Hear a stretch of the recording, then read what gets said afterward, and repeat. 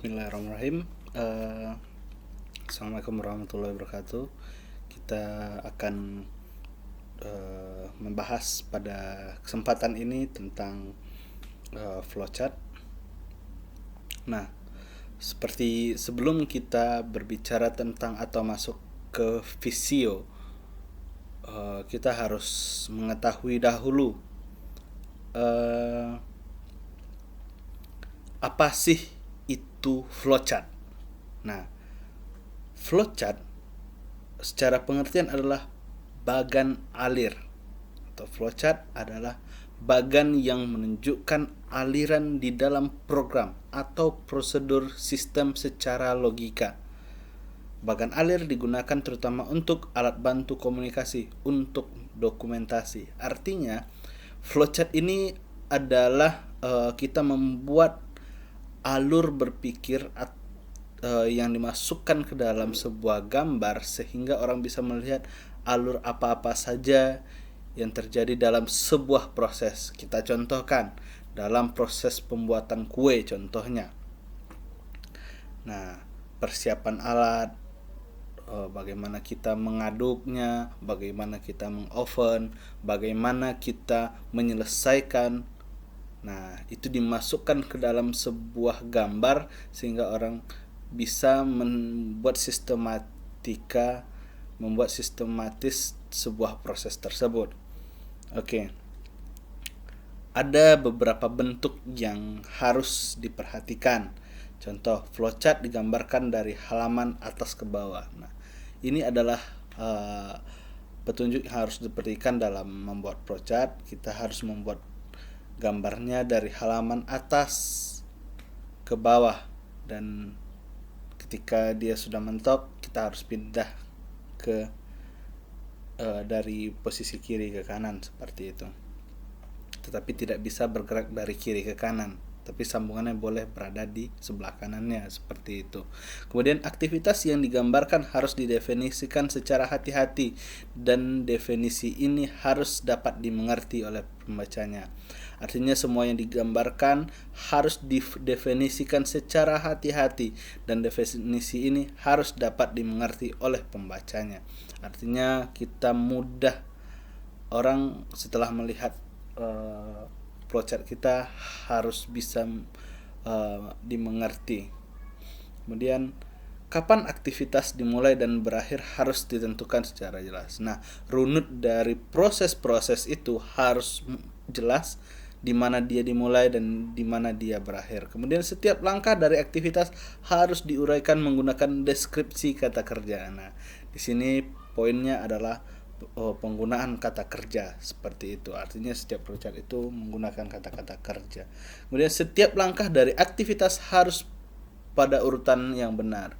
Nah, di sini adalah urutan yang benar dalam pembuatan flowchart. Artinya contoh ketika membuat kue tadi, jangan sempat ada setelah di mixer kemudian kata-katanya setelah kita oven di flowchartnya ada mempersiapkan bahan lagi. Artinya itu kan sebuah alur berpikir yang bolak-balik. Nah, seperti itu tidak boleh. Kemudian lingkup dan range aktivitas sedang digambarkan harus ditelusuri dengan hati-hati.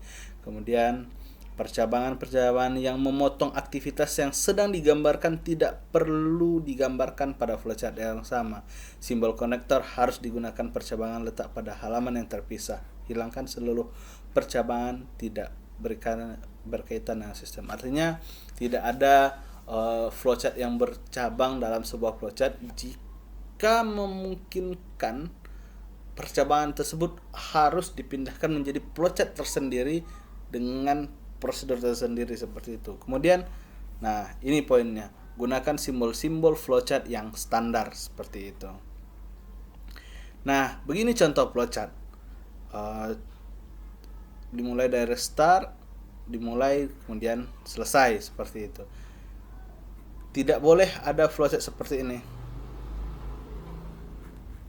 Yang boleh adalah ke bawah seperti itu. Diagonal seperti ini tidak boleh, atau horizontal seperti yang ada vertikal. Start, input bilangan, kemudian contoh hitung sisa bagi antara bilangan dengan 2. Nah, kemudian ini ada konektornya. Kemudian ini ada pertanyaan, jika iya lanjut ke bawah, jika tidak apa yang dilakukan, kemudian berakhir. Ini adalah contoh sebuah flowchart yang benar. Tidak boleh ada persimpangan seperti ini. Begitu. Nah, ini adalah di dalam simbol-simbol dalam menulis flowchart, simbol-simbol ini harus benar. Nah, ini contoh dari flowchart ini. Ini adalah flowchart simbol seperti ini, itu untuk memulai dan mengakhiri. Kemudian simbol jajar genjang itu untuk input dan output, seperti itu. Kalau persegi itu untuk proses, kemudian belah ketupat itu untuk pilihan, ya atau tidak.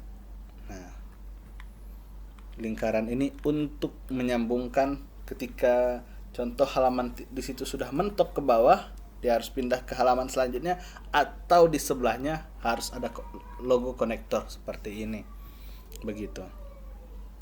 Simbol offline dan konektor. Nah, ini juga untuk simbol offline, keluar masuk prosedur atau proses lembar atau halaman lain.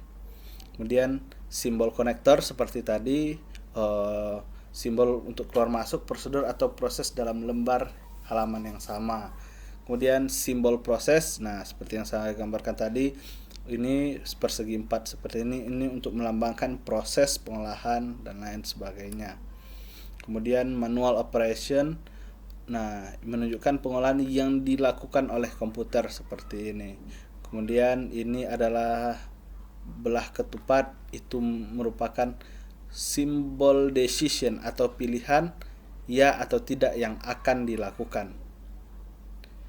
Simbol predefined process adalah simbol untuk mempersiapkan penyimpanan yang digunakan sebagai tempat pengolahan dalam storage. Kemudian ini adalah terminal, atau simbol terminal ini untuk permulaan, start atau finish, mulai atau selesai, seperti itu dari suatu program. Simbol offline storage, simbol yang menunjukkan bahwa data di dalam simbol ini akan disimpan. Nah, seperti ini. Segitiga terbalik. Kemudian simbol manual input, simbol untuk pemasukan data secara manual. Nah, biasanya dalam program.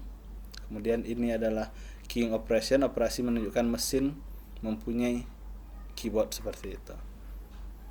Nah, output dan input simbol menyatakan jenis peralatan yang digunakan sebagai media input atau output.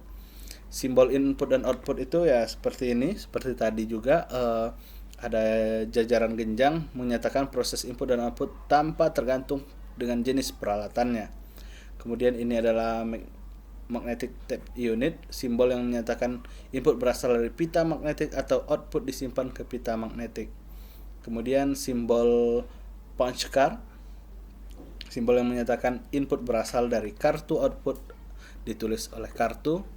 Kemudian simbol disk and online storage, simbol yang menyatakan input berasal dari disk atau output disimpan ke disk, seperti itu. Ini adalah simbol display. Kemudian simbol dokumen yang menyatakan input berasal dari dokumen dalam bentuk kertas atau output dicetak di kertas, seperti itu. Nah, itu adalah simbol-simbol yang kita gunakan dalam membuat flowchart. Nah, kemudian dalam membuat flowchart tersebut, untuk sekarang ini ada namanya pembuatan flowchart secara online, bisa ada di situs online. Kemudian untuk laptop pribadi secara offline kita bisa menggunakan Visio. Nah, dalam menggunakan Visio itu, di Visio juga ada logo masing-masing dari ini, keterangan dari masing-masing logo tersebut. Mungkin itu saja di kesempatan kali ini.